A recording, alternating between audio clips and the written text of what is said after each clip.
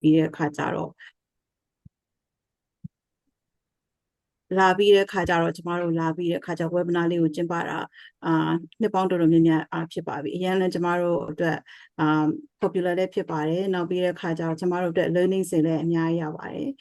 ဒီနေ့ဆရာကြီးကသူ့ရဲ့ webinar ပေါ့နော် leadership series မှာကျမတို့ဒီနေ့သူ introduce လုပ်ချင်တာကြားတဲ့အခါကျတော့ leading with heart ဆိုတဲ့ topic လေးဖြစ်ပါတယ်ရှင် so ကျမဆရာကြီးဒေါက်တာအောင်ထွန်းသက်ကိုစပြီးက webinar စဖို့ဖိတ်ခေါ်ပါတယ်ရှင်မင်္ဂလာပါဆရာကြီးရှင်ကျေးဇူးတင်ပါတယ်ဒေါက်တာဆောအခုလို MIOD နဲ့ပတ်သက်ရတာလေးကျေးဇူးတင်တယ်နော် MIOD ကိုရိုင်းလေးနှစ်တည်ကြခဲ့ပါပြီ။ဗမာပြည်မှာ MIOD လို့ဖွဲ့စည်းတစ်ခုရှိတင်တယ်လို့ယူဆမိတဲ့အတွက်ကိုတန်းနိုင်တဲ့ဘက်ကစူးစမ်းခဲ့ပါတယ်။စူးစမ်းပြီးအခုဆိုရင်အကောင့်ထဲပေါ်နေပြီ။အဲ့တော့ဒီမှာရှိတဲ့ဒီ MIOD နဲ့မသိသေးတဲ့လူတွေလုပ်ငန်းမှာတာဝန်ယူတဲ့လူတွေအားလုံးကိုပန်ကြားကျင်တာတော့ဗမာပြည်မှာရှိတဲ့ကုမ္ပဏီတွေမှာအခြေခံလိုအပ်ချက်တစ်ခုလို့ပြောရင် corporate governance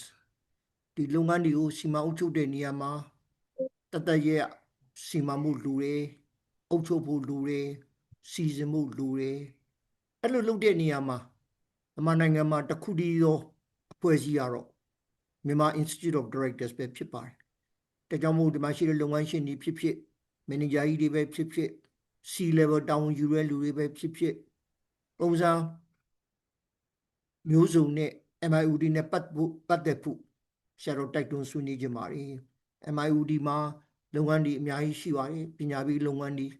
တင်နန်းတွေပြီးနေတယ်ဆရာတို့လက်မှတ်တွေယူလို့ရတယ်အဲ့တော့ BOD ဖွဲ့ဝင်တွေပဲဖြစ်ဖြစ်မန်နေဂျာကြီးပဲဖြစ်ဖြစ်ကိုယ်လုပ်ငန်းကိုစီမံနိုင်မှုဆိုရင်တော့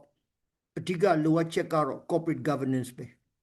အဲ့တော့ BOD ရှိဖို့လိုတယ်ကော်မတီတွေရှိဖို့လိုတယ်စီမံမှုလိုတယ်အုပ်ချုပ်ဖို့လိုတယ်အဲ့ဒါကြောင့်လေ MIOD ကိုအားပေးတဲ့ဖြည့်တဲ့အနေနဲ့ leadership series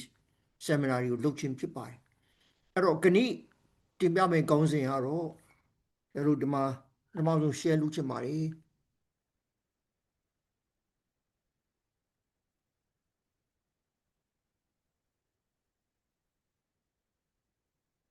lead with heart အဲ့တော့ဒီနေရာမှာလုပ်ငန်းရှင်တွေအားလုံးစီမံခန့်ခွဲတဲ့တာဝန်ရှိတဲ့လူတွေအားလုံးလုပ်ငန်းတွေဦးစီးတဲ့လူတွေအားလုံးကိုထပ်ပြီးသတိပေးနေတာတော့အဲ့တော့ငယ်ငယ်တုန်းကစီးပွားရေးပညာသင်တဲ့အခါမှာစီမံခန့်ခွဲမှုလေ့လာတဲ့အခါမှာကျွန်တော်အနေနဲ့ဦးစားပေးခဲ့တာ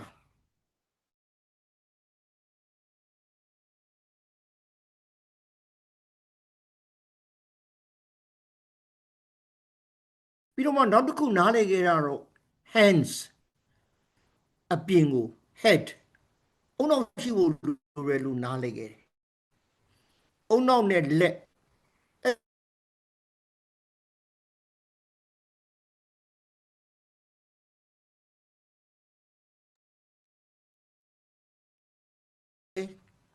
အုံနောက်တွေလူတွေတဲ့အဲ့တော့ကျွန်တော်ငယ်ငယ်တုန်းကစီးပွားရေးပညာမှာ H နှလုံးကိုပဲသင်ခဲ့တာ hands နဲ့ head လက်နဲ့အုံနောက်နဲ့စဉ်းစားဖို့လိုတယ်စဉ်းစားရုံတက်မဟုတ်တဲ့ပဲနဲ့လက်တွေ့လည်းလုပ်ဖို့လိုတဲ့အတွက်လက်တွေလိုတယ်လို့ပြောလာတယ်ဒါပေမဲ့ဒီနေ့ခေါင်းစဉ်ကတော့အဲ့ဒီ H နှလုံးဖြစ်တဲ့ head အုံနောက် hands လက်တွေအပြင်ကိုအခုခေတ်မှာ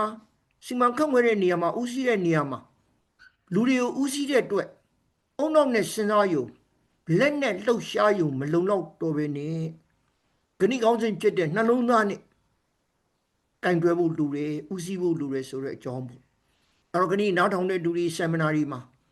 တယောက်တဲ့လူတွေအားလုံးကိုသတိပေးခြင်းတာ H သုံးလုံးပါ hands လက်တွေရဲ့ head အုံနောက်ရဲ့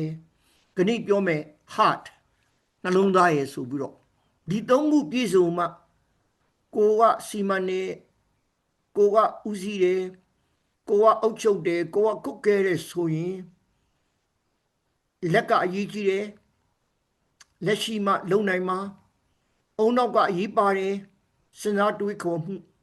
ဒါပေမဲ့နှလုံးသားလည်းအရေးပါတယ်လူတွေဖြစ်တာမို့ နှလုံးသားတွေအရေးပါတယ်ခံစားချက်တွေရှိတယ်တောကတွေရှိတယ်စိုးရိမ်မှုတွေရှိတယ်အခုခေတ်မှာပိုရေးကြည့်တာပေါ့အခုခေတ်မှာအားလုံးကမရေရာမှုတွေဖြစ်နေတဲ့များနေတဲ့အချိန်မှာလူကြီးလောက်တဲ့လူတွေဥဆောင်တဲ့လူတွေမှာနှလုံးသားနဲ့ကိုယ်ကျင့်စာတရားမေတ္တာတရားနဲ့စီမံမှုလိုရဆိုတဲ့အကြောင်းကိုဒီနေ့ပြောမှာဖြစ်ပါတယ်ထူးခြားတာတစ်ခုကတော့အနောက်နိုင်ငံကျတော့နဲ့အရှိတိုင်းကအတွေးခေါ်ရ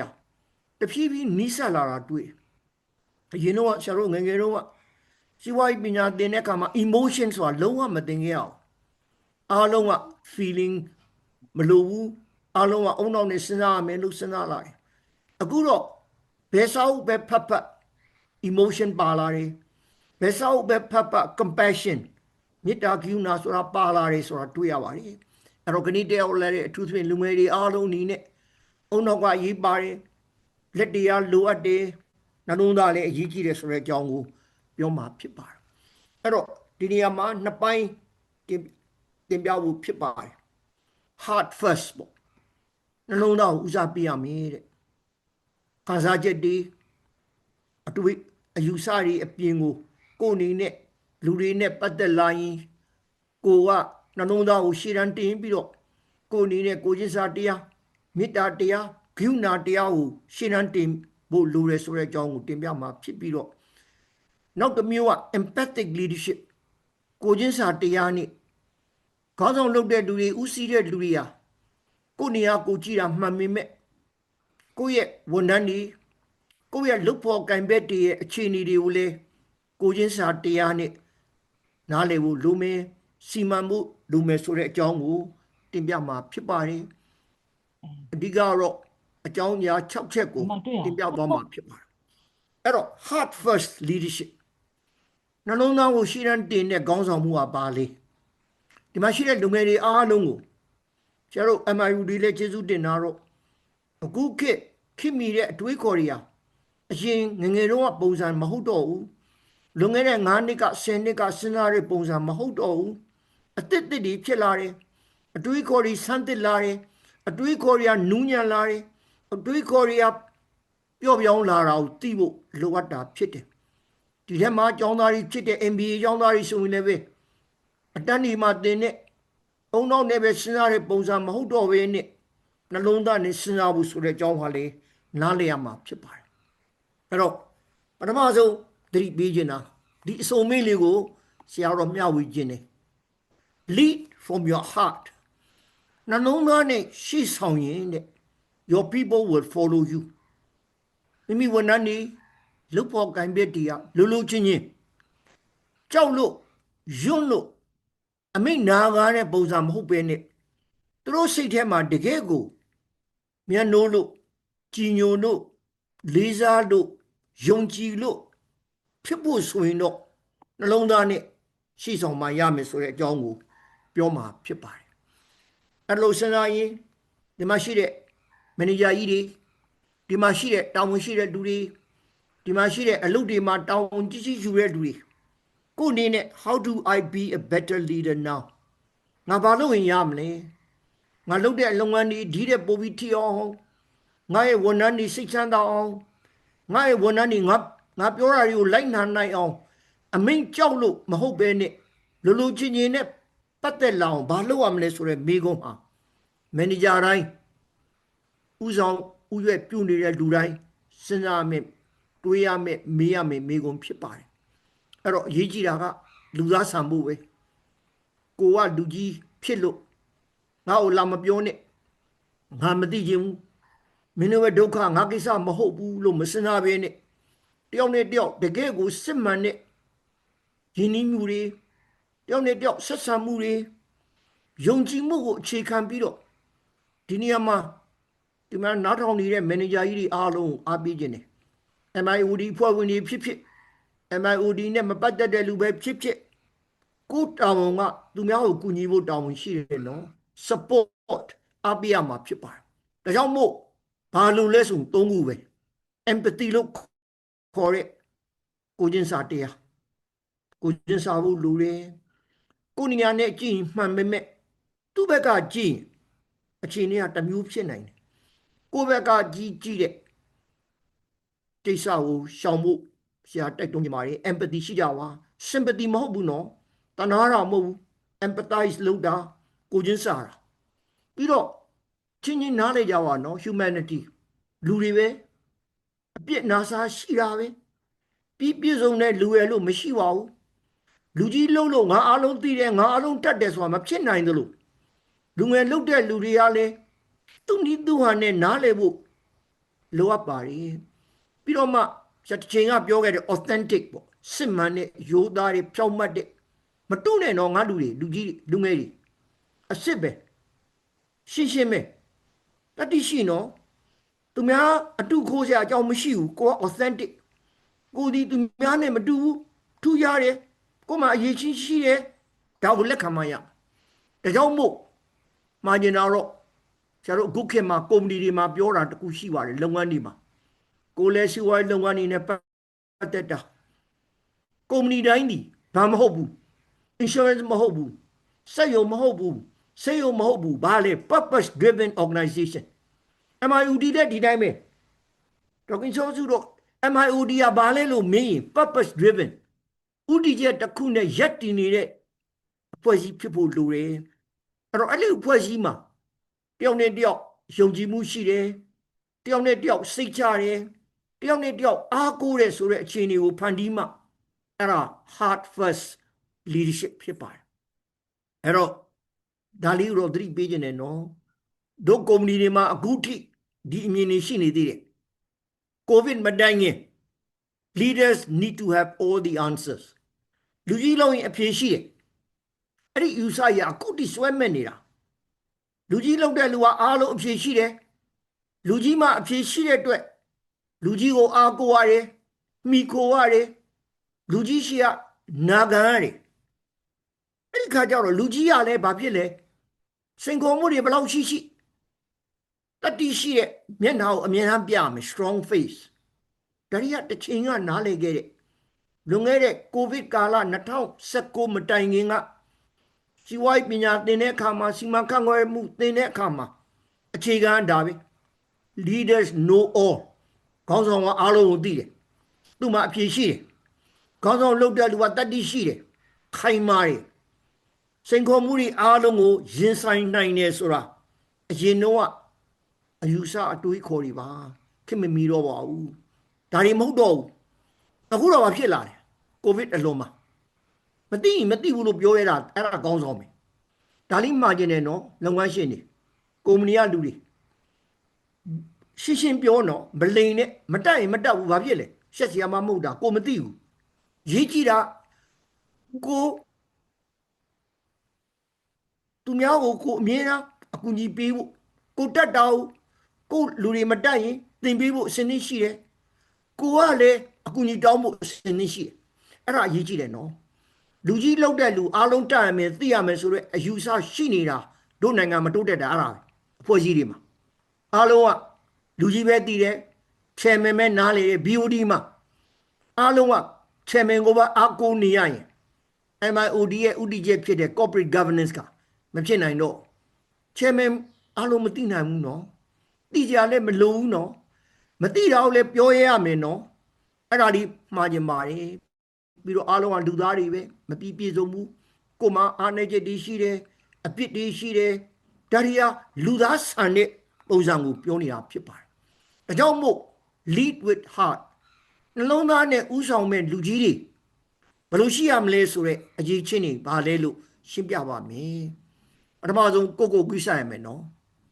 လူတွေကြီးကပို့ပြီးတောင်းကြီးတယ်သူ့မှာဖီစီမိုတွေများတယ်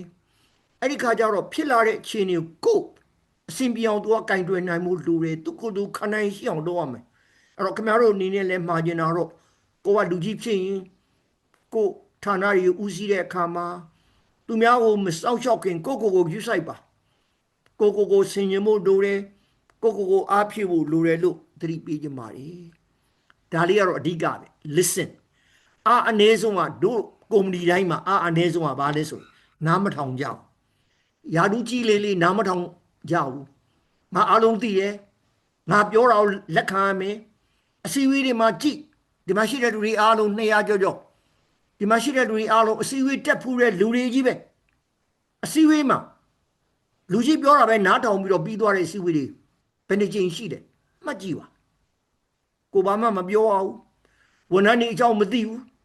ကုမ္ပဏီမှာဖြစ်နေတဲ့အနေအထားကိုမသိဘူးအဲ့တော့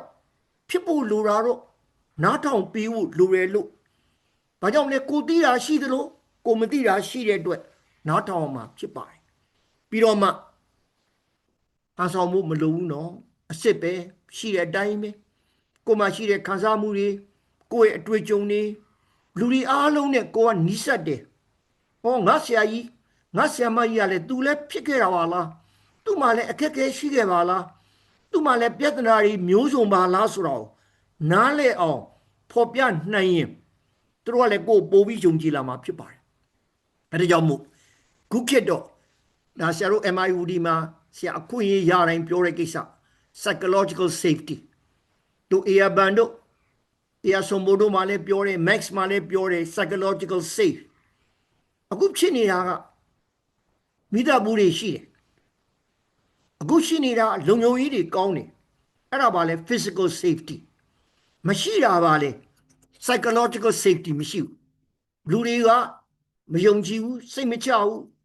စိုးရင်နဲ့အဲ့ဒီခါကျတော့မပြောရဲမဆိုရဲဖြစ်တော့လောကကံရတာအင်တန်ခက်တာတွေ့ရပါတယ်ဒီနေ့နားထောင်နေတဲ့လူတွေအားပေးနေတာတော့ကိုယ်လုပ်ငန်းကိုယ်ဖွဲ့စည်းကိုယ်ကုမ္ပဏီကိုယ်ဌာနမှာစိတ်ပိုင်းဆိုင်ရာလုံခြုံတဲ့အဖွဲ့အစည်းတစ်ခုဖြစ်အောင်ကြိုးစားပေးဖို့ပြောချင်ပါတယ်ပြီးတော့မှဆရာကိုယ်တိုင်သင်နေတဲ့ communication ပေါ့တယောက်နဲ့တယောက်ပတ်သက်တဲ့ဆိုရင်ပြောဖို့ဆိုဖို့လိုတယ်ကိုယ်လုပ်ငန်းမှာအောင်မြင်ဖို့ဆိုရင်တယောက်နဲ့တယောက်ဆက်ဆံမှုဆက်သွယ်မှုအရေးကြီးတယ် communication နှုတ်နဲ့ပြောတာရှိသလိုကိုယ်အမှုများနဲ့ပြတဲ့ communication လည်းအရေးကြီးတယ်စာနဲ့ရေးတာလည်းအရေးကြီးတယ် email နဲ့လွှတ်တာလည်းအရေးကြီးတယ် communication အရေးကြီးပါတယ်ဒါကြောင့်မို့ဝန်ထမ်းတွေကသိကျင်တာကုမ္ပဏီမှာဘာဖြစ်နေလဲအသိပေးဖို့လိုပါတယ်နော်ထိတ်တန့်ရှိုးဝဲချက် BOD ပဲသိရမယ်ဆိုတော့အဆင်မပြေဘူးအားလုံးကို transparent ဖြစ်ဖို့လိုတယ်ဖြစ်နေတဲ့အခြေအနေအခုစုံတဲ့မကိစ္စလုပ်ငန်းဒီမှာဆွေးနွေးကြရလားဘာတွေဖြစ်နေလဲသိဖို့လိုလိမ့်မယ်ဖြစ်နေတဲ့အခြေအနေလောင်စာနဲ့ပတ်သက်လို့ဖြစ်နေတဲ့အနေအထားတစ်ခုကိုကိုယ်ကုမ္ပဏီမှာပတ်သက်တဲ့ဝန်ထမ်းတွေအားလုံးမန်နေဂျာတွေအားလုံးဆွေးနွေးဖို့လိုပါလိမ့်မယ်မှာကျင်တော့ယုံကြည်မှုတည်ဆောက်ဖို့ဆိုရင်တော့ပွင့်လင်းမြင်သာမှု transparency ဟာအရေးပါပါတယ်ဒါကြောင့်မို့ communicate ကိုဘယ်လိုလုပ်ကြမလဲအချက်လက်တွေကိုဘယ်လိုဖြန့်ဝေမလဲဝန်ထမ်းတွေသိကျင်တဲ့မိကုန်းတွေဘယ်လိုမေးမလဲအခုဝန်ထမ်းတွေစိတ်ပူနေတယ်နော်ရှေ့လေပိုင်းမှာဖြစ်တဲ့အနေအထားတွေကိုကုမ္ပဏီမှာဘယ်လိုဖြစ်မလဲပတ်သက်မလဲဆိုတာသိဖို့ဆိုရင်ကိုယ်တိုင်လည်းသူတို့ရဲ့အမြင်တွေသူတို့ရဲ့အတွေးတွေသူတို့ရဲ့စိုးရိမ်မှုတွေကိုလည်းနားထောင်တတ်အောင်ကြိုးစားခြင်းဒီ leading with heart ပဲဖြစ်ပါတယ်ဒါကြောင့်မို့အုံနောက်တဲ့မကနှလုံးသားနဲ့စဉ်းစားပြီးပါကိုယ်မှာအတွေးကြုံငါမှဖြစ်နေတယ်မင်းဖြစ်တယ်လို့ငါလည်းဖြစ်တယ်မင်းအိမ်တော်စုမှာဖြစ်နေလို့ငါအိမ်တော်စုမှာလည်းဖြစ်နေတယ်ကိုပွင့်လင်းဖို့လိုပါတယ်နော် self disclosure မင်းစိတ်ပင်ပန်းနေလို့ငါလည်းစိတ်ပင်ပန်းနေတယ်လူကြီးလောက်တဲ့လူကပိုပင်ပန်းတာပေါ့သူ့မှာတာဝန်ကြီးတယ်အဲ့တော့အဲ့လိုပွင့်နေဆက်ဆံလာရင်ဝန်ထမ်းတွေကလည်းလူကြီးပေါ်မှာအားကိုးလာတယ်ယုံကြည်လာတယ်ဆိုတာဖြစ်ပါတယ်ဒါလေးကတော့ MIUD လည်းဆရာသတိပေးပါတယ်အားလုံးက storytelling ခုခေတ်မှာပုံပြောတတ်တဲ့လူတွေအရေးကြီးတယ်လူကြီးလောက်တဲ့လူကပုံပြောတတ်ရမယ်နော်ပုံပြောရဲဆိုတာနမူနာပြတာကျတော့ငငယ်တော့အလေးချင်းကတော့ကိုမိသားစုမှာအမေလောက်တဲ့လူကပုံပြောပြီးမှသိတယ်ဒီနေ့ဒီယဉ်ကျေးမှုရှိမရှိဆရာမသိတော့ဘူးဒါပေမဲ့အဲ့ဒါလေးကိုလည်းလေ့ကျင့်ပေးပါဒီမှာရှိတဲ့လူတွေသားငယ်သမီးငယ်ရှိရင်ကိုသားသမီးတွေကိုပုံပြောပြီးသိဖို့လိုတယ်စိတ်ပါအောင်စိတ်ဝင်စားလောက်အောင်ကိုယ့်ရဲ့နော်ပုံဆိုတာတော်တော်လေးစိတ်ဝင်စားဖို့ကောင်းတယ် storytelling အခု MBA ကျောင်းနေမှာ storytelling ကိုဘာသာရပ်တစ်ခုအနေနဲ့သင်ကြားနေတာဆရာတို့သိရပါတယ်။ဘာကြောင့်လဲပုံမြင်ကနေတစ်ဆင့်တယောက်နဲ့တယောက်နီးစပ်လာတယ်နားလည်မှုတွေရှိလာတယ်အချက်လက်တွေထက်ပြင်းစရာကြီး data တွေက story နဲ့ data ရှင်းကြည့်နော် ကိန်းဂဏန်းနေနဲ့ပုံပြင်နဲ့ရှင်လိုက်ရင်အလုပ်ခွင်မှာ data တွေသုံးတယ်ဆရာတို့က facts တွေအချက်လက်တွေ facts တွေပြောတာတစ်ပိုင်း story ပြောဖို့လည်းလိုမယ်လို့အောက်မိပါတယ် story listening သူများကိုယ့်အကြောင်းပြောသလိုသူများရဲ့ပုံပြင်နဲ့နားထောင်ပေးပါတယောက်နဲ့တယောက်နီးစပ်ကြပါတယောက်နဲ့တယောက်ရင်းနှီးကြပါအဲ့ဒီမှာအလွတ်လွတ်တဲ့ခါမှာကိုယ့်ရဲ့အကောင်းဆုံးအခြေအနေတစ်ခုကိုအလုတ်ခွင်မှာဖော်ပြနိုင်အောင်လုပ်ပေးဖို့လိုအပ်မယ်လို့အောက်မိပါတယ်ဒါကြောင့်မို့ heart first leadership နှလုံးသားကိုဦးစားပေးတဲ့နှလုံးသားကိုရှေ့တန်းတင်တဲ့လူတွေဟာတယောက်နဲ့တယောက်နီးစပ်လာတယ်အခုချိန်မှာစိန်ခေါ်မှုတွေအများကြီးပဲနော်စီးပွားရေးစိန်ခေါ်မှုနိုင်ငံရေးစိန်ခေါ်မှုအုပ်ချုပ်ရေးစိန်ခေါ်မှုလူမှုရေးစိန်ခေါ်မှုဒါတွေကျော်လွှားနိုင်မှုဆိုရင်ဘာလိုအပ်နေလဲလုပ်ငန်းတွေမှာ heart first leader နှလုံးသားနဲ့ဦးစီးတဲ့လူတွေလိုတယ်ဝန်ထမ်းတွေအခုဆိုမှမဆရာခဏခဏညီးတယ်ဝန်ထမ်းတွေမမြဲဘူးဆရာကြီးဝန်ထမ်းတွေမြဲဦးဆိုရင်လူကြီးလောက်တဲ့လူကနှလုံးသားနဲ့ဦးစီးဖို့လိုအပ်မယ်ဝန်ထမ်းတွေစိတ်မပါဘူးဆိုရင်လူကြီးလောက်တဲ့လူကနှလုံးသားနဲ့ဦးစီးဖို့လိုအပ်မှာဖြစ်ပါတယ်ဒါကြောင့်မို့ဆရာတို့အနေနဲ့အခုခေတ်မှာတော့ဒီမှာရှိတဲ့လူငယ်တွေစာဖတ်တဲ့လူတွေဖြစ်တယ်လေ့လာတဲ့လူတွေဖြစ်တယ် MIOD ကလူကြီးတွေလည်းအမြဲတမ်းစင်ဆက်မပြတ်လေ့လာနေတဲ့လူတွေဖြစ်တော့အခုချိန်မှာ meaning ဆိုတဲ့အလုပ်လုပ်ရတာအဓိပ္ပာယ်ရှိဖို့လိုတယ်ငါဘာကြောင့်လုပ်နေရတာလဲဘာကြောင့်ကြောင်းတက်နေရတာလဲငါရဲ့ဥတီချက်ကဘာလဲဆိုပြီးတော့အဲ့ဒီပုံမှာအခြေခံရင်ကိုယ်လုတ်ဖို့ကံဘက်တွေကိုအားပေးနိုင်တယ်နမူနာပြနိုင်မှာဖြစ်ပါတယ်ဒါကြောင့်မို့ဆရာတို့အနေနဲ့ဒါကြောင့် MIOD ကိုအားပေးကြတာတော့ director တင်တန်းနေမှာ C level တင်တန်းနေမှာ CEOs of future lead with heart ဒါလေးကိုစဉ်းစားစီခြင်းတယ်အချက်လက်ကိုအခြေခံတာတစ်ပိုင်းနှလုံးသားခံစားချက်ကိုအားကိုးပြီးဥဆောင်မှုလိုမှာ CEO တွေဒီမှာရှိတဲ့လူတွေတနေ့ကျရင် CEO ဖြစ်လာမယ်လူတွေအနာဂတ်မှာနှလုံးသားနဲ့ဦးစီးကြပါစစ်မှန်တဲ့လူတစ်ယောက်ရိုးသားတဲ့လူတစ်ယောက်ဖြောင့်မတ်တဲ့လူတစ်ယောက်နှလုံးသားနဲ့စဉ်းစားပြီးတော့လူသားဆန်တဲ့ခေါင်းဆောင်ဖြစ်အောင်စ조사ဖို့တိုက်တွန်းချင်ပါတယ်ပြီးတော့မှအနောက်နိုင်ငံကအနေအထားကြီးကြည့်လိုက်ရင်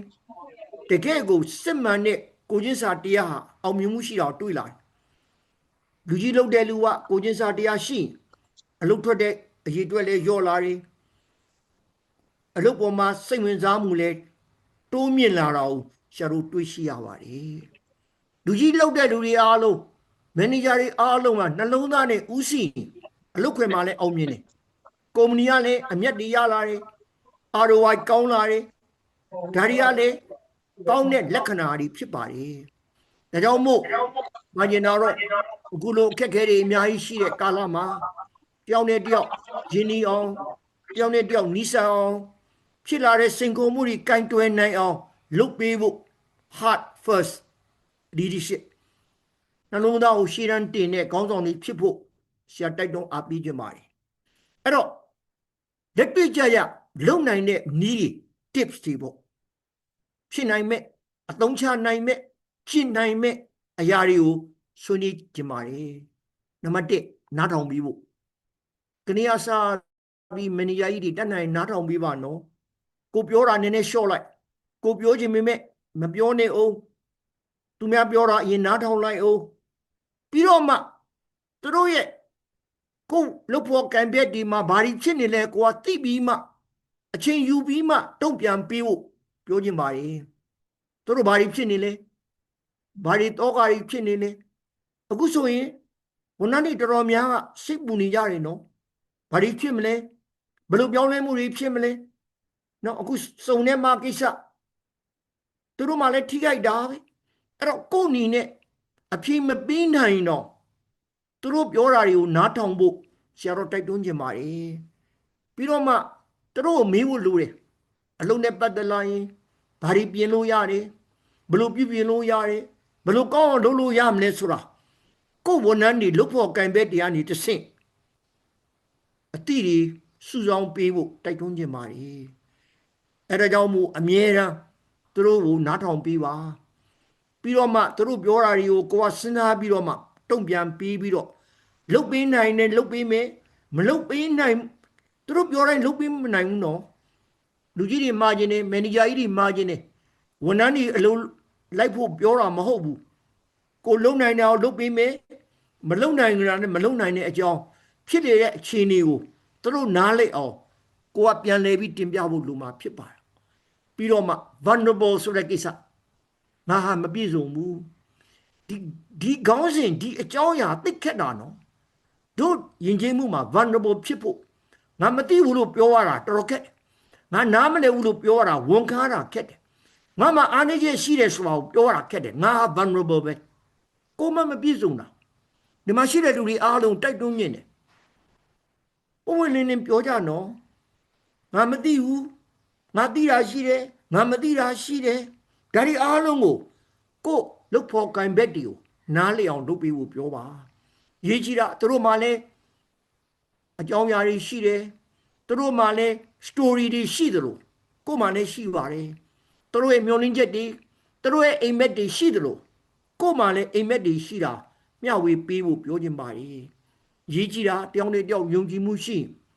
ငါကတော့ပြည့်စုံတယ်ငါမသိတာဘာမှမရှိဘူးငါမတတ်တာဘာမှမရှိဘူးဆိုတာမျိုးမဟုတ်ပဲနဲ့ငါလည်းမသိဘူး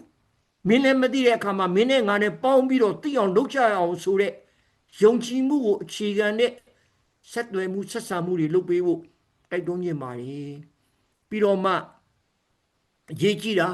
ကိုမှရှိတာကိုအသိပေးဖို့လိုရတယ်နော်ဖြစ်နေတဲ့အခြေအနေစိုးရင်လည်းလူတွေကလူကြီးရာသိပေမဲ့လူငယ်တွေကမသိတဲ့လူငယ်တွေကိုကိုယ်အနေနဲ့ဖြောင်းပြပေးဖို့လိုတယ်မျှဝေပေးဖို့လိုတယ်ပွင့်လင်းဖို့လိုတယ်ငါပဲသိစေသူတို့ကိုမသိရအတိမပေးခြင်းမှုဆိုတဲ့စိတ်ကိုဖြေဖြောက်ဖို့တိုက်တွန်းခြင်းပါတယ်ဒါလေးကတော့အရေးကြီးတယ်ဆရာတို့ရှိမှအားနေတာအတိမပြုခြင်းကိုရှိမှလုံနေတဲ့လူတွေစူးစမ်းနေရတယ်နော်ကိုလောက်မတော်ပေမဲ့ကိုလောက်မတတ်ပေမဲ့သူနီးသူဟာနဲ့စူးစမ်းတဲ့အခါမှာအတိမပြုဖို့တိုးတယ်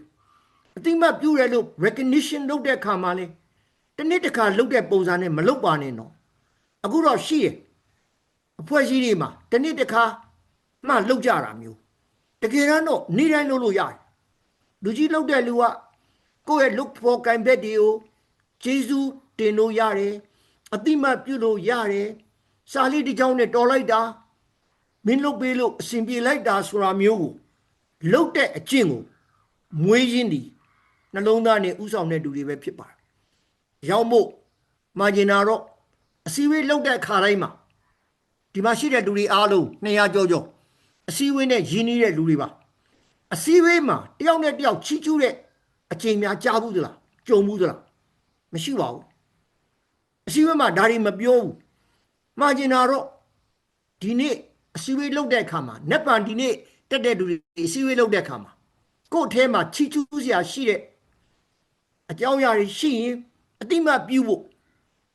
ကိုယ့်ချင်းချင်းအားပေးဖို့လုပ်ကြပါအကျင့်ကိုမွေးဖို့လိုတယ်နော် recognition ဟာတော်လိုက်တာမနေ့ကလေဆောင်ရွက်ချက်ကြောင့် contract ရရတယ်မနေ့ကလေပြဿနာဖြေရှင်းခဲ့လို့အောင်မြင်ခဲ့တယ်ဆိုတာကိုယ့်အနေနဲ့သိသည်ဖြစ်စေကြီးသည်ဖြစ်စေအစည်းအဝေးတိုင်းမှာအတိမပြုတဲ့လေ့ကျင့်ကိုလုပ်ပေးဖို့တိုက်တွန်းခြင်းပါတယ်အဲ့တော့ဒီမှာရှိတဲ့လူတွေအားလုံးကိုဒါကစာတွေ့မဟုတ်ဘူးနော်လက်တွေ့ပါလက်တွေ့ကြဥမာတွေပေးရတဲ့အခါမှာ empathy လို့ခေါ်တဲ့ကိုယ်ချင်းစာတရားကျတော့ရေးကြည့်တာကမှာကျင်တာတော့အထူးသဖြင့်ကျတော့ဆေးရုံလုံးဝနေမှာလုံနေတဲ့ဆရာဝန်တွေသူနာပြုတွေရေးကြည့်တာကသူတို့မှရှိတဲ့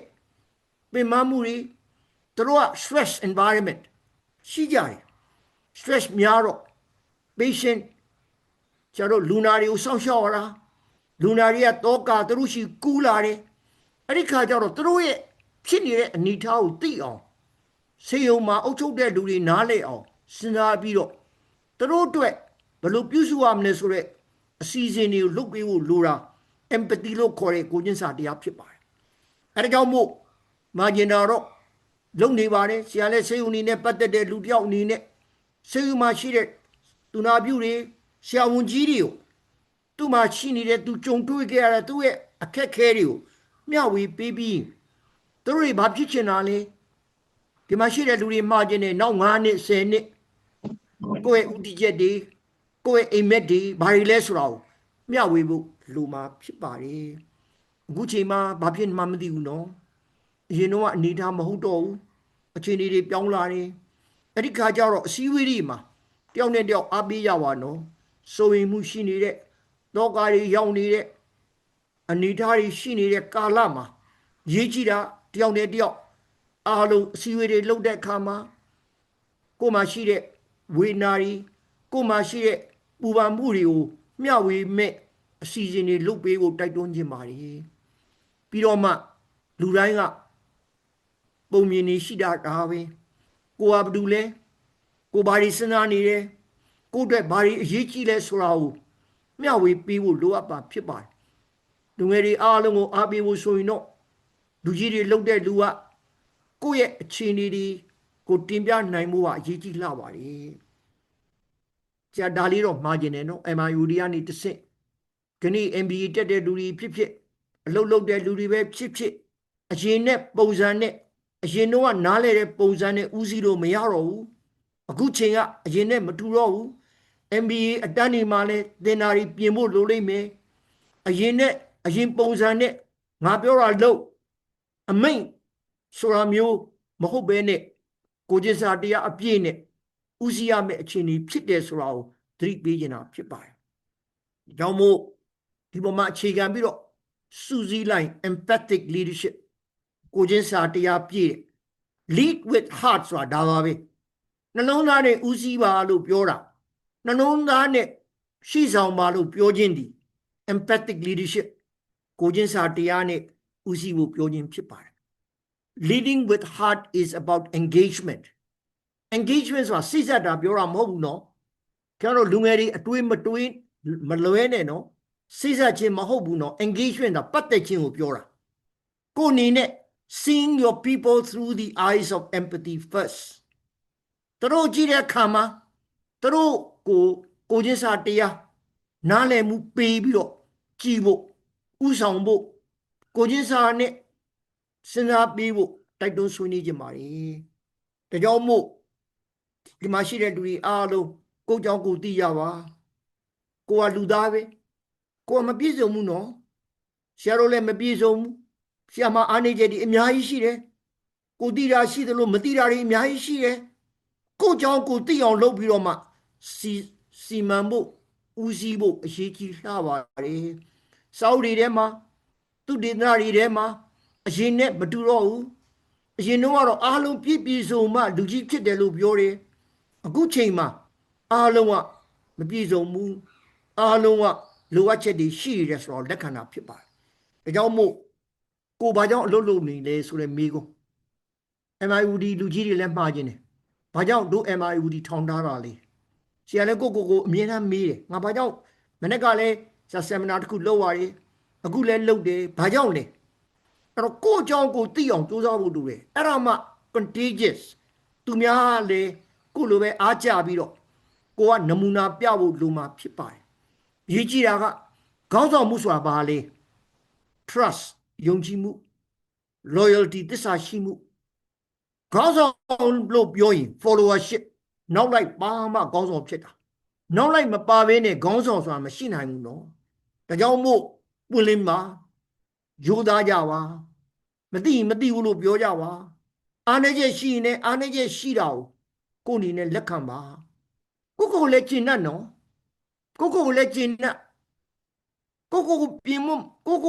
ပြုစုဖို့ကိုတတ်နိုင်မြတ်ကြိုးစားဒါပေမဲ့ကိုလက်ခံငါဒါပဲ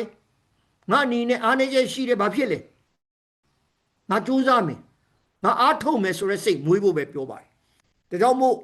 မပြောအဖြေမရှိရင်ပြောတတိရှိနေငါမသိဘူးဒါပေမဲ့ငါမသိဘူးဆိုနေမရက်ဘူးတို့သိအောင်လိုက်ရှာကြရအောင်ငါမသိဘူးသူများအကူကြီးတောင်းမယ်ငါတဲ့သိတဲ့လူတွေရှိတယ်ပြီးတော့မှကိုယ်မှာရှိတဲ့ခံစားချက်တွေကိုအရင်တော့ဆရာတို့နားလဲတာလူကြီးလောက်တဲ့လူကမျက်နှာမပြည့်အောင်လူကြီးလောက်တဲ့လူကအခြေအနေတွေအားလုံးကိုအန်ချိတ်ပြီးခံရမယ်ဆိုတဲ့အမြင်ကြီးကိုပြင်ပါလူကြီးကသူလဲလူပဲလေ သူ့မှာလည်းစိုးရိမ်မှုတွေရှိတာပဲသူ့ရဲ့ကြောင်းကြမှုတွေကိုသူကလည်းပွင့်လင်းမြင်သာစွာပြောပြဖို့လိုမှာဖြစ်ပါတယ်ကိုကြောင့်ကိုသိဖို့လိုတယ်နော်သူများကြောင့်သိဖို့ကြိုးစားနေပေမဲ့အမှန်တကယ်တော့ကိုအကြောင်းကိုမသိတဲ့လူတွေအများကြီးရှိတာကိုသတိထားကြပါကိုဘာကြောင့်ရပ်တည်နေတာလဲကိုဘာကြောင့်အသက်ရှင်နေတာလဲမနေ့အိယာထားတဲ့အခါတိုင်းမှာငါဒီနေ့ဘာကိုဆောင်ရွက်မလဲဆိုတာကိုသိအောင်ကြိုးစားပြီးဖို့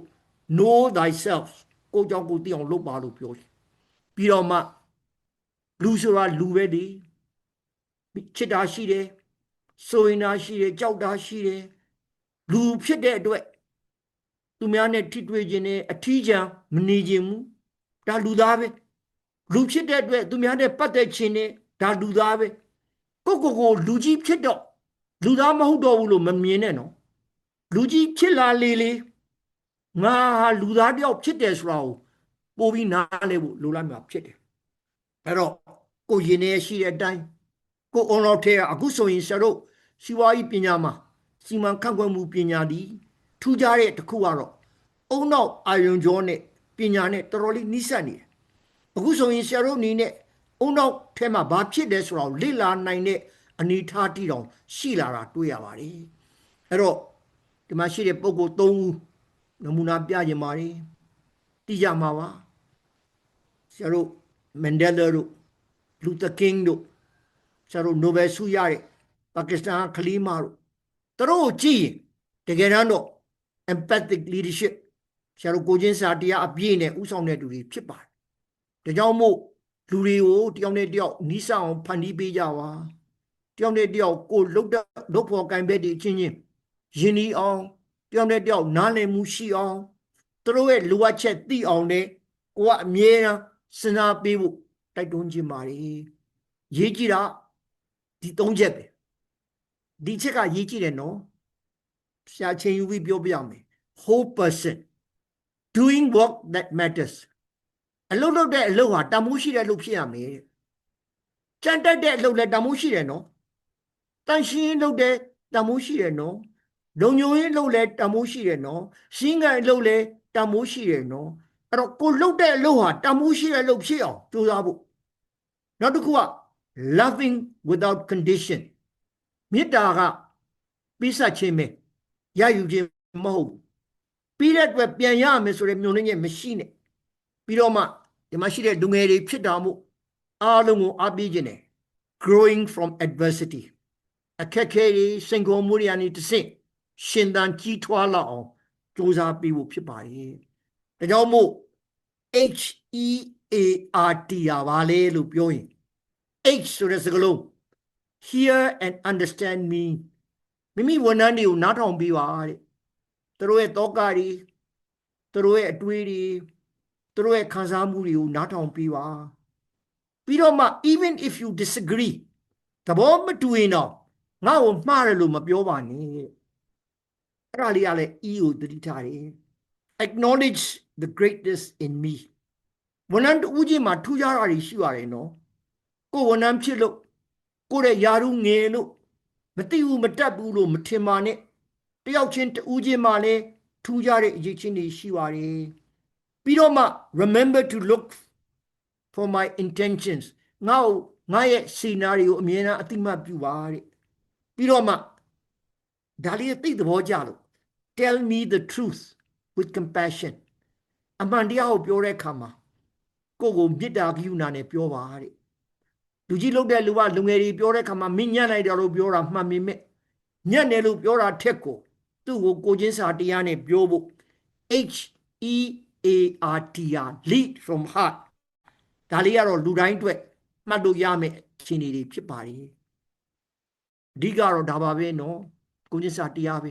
မရမှုရှိတယ်စိတ်မချမှုရှိတယ်လက်တွေ့မှာတော့ခက်တယ်နော်အလိုလိုရတာခက်တယ်ကိုချင်းစာတရားရှိဖို့လိုတယ်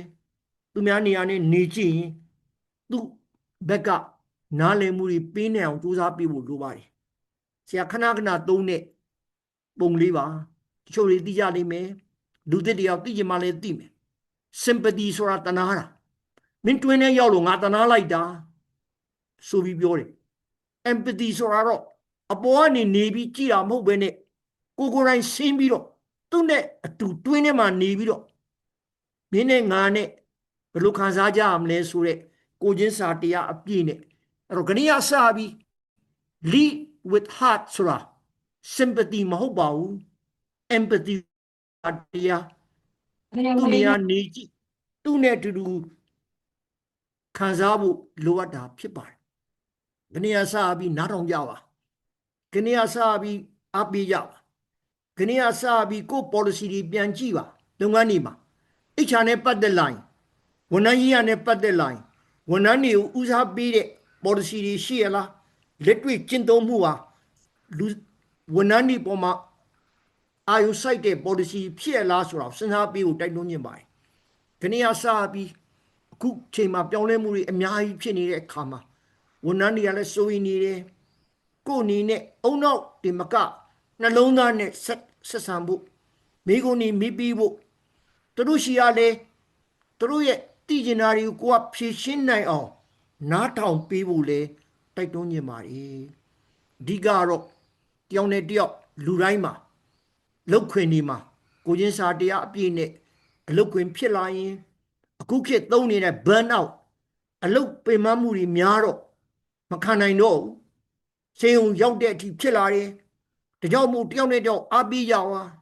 ဝန်ထမ်းတွေရဲ့ပုံမြင်လေးတွေကိုနားထောင်ပေးဖို့တိုက်တွန်းခြင်းပါတယ်ဒါလို့ကိုချင်းစာတရားသည်ဆရာတို့ဘာသာရေးနဲ့ပြောတာမဟုတ်ဘူးနော်စီဝါရေးရှုထောင့်ကနေအလုပ်တွေလည်းကောင်းတယ်ဝန်ထမ်းတွေလည်းကောင်းတယ်အားလုံးကလူသားဆန်ဆန်ဖြစ်တဲ့အတွက်လူတိုင်းနားလည်တဲ့အရာဖြစ်ပါတယ်ဒါကြောင့်မို့ဒါလေးနဲ့အဆုံးသတ်ချင်ပါတယ်သဘောကျလို့ Maxwell ပြောတာ Maxwell ကိုဆရာဗမာပြည်ကိုဖိတ်ခဲ့တယ်သူနဲ့ဆရာတို့ဆွေးနွေးပွဲတွေလုပ်ခဲ့တယ် to lead yourself ကိုဦးစီးတဲ့အခါမှာ use your head အုံနောက်ကိုသုံးပါတယ် to lead others သူများကိုဦးစီးတဲ့အခါမှာ use your heart သူများကိုဦးစီးရင်နှလုံးသားသုံးပါကိုဦးစီးရင်အုံနောက်သုံးပါရေးကြည့်တာက always touch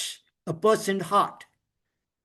လူသားတယောက်ရဲ့နှလုံးသားကိုထိတွေ့ပြီးတော့မှသူ့ပေါ်မှာသူရှိရ ask for a hand သူရှိရအကူအညီတောင်းပါတယ်အဓိကတော့ဆရာတို့အားလုံးအလုပ်လုပ်တဲ့လူတွေဖြစ်တယ်ကြောင်းတက်နေလူတွေဖြစ်တယ်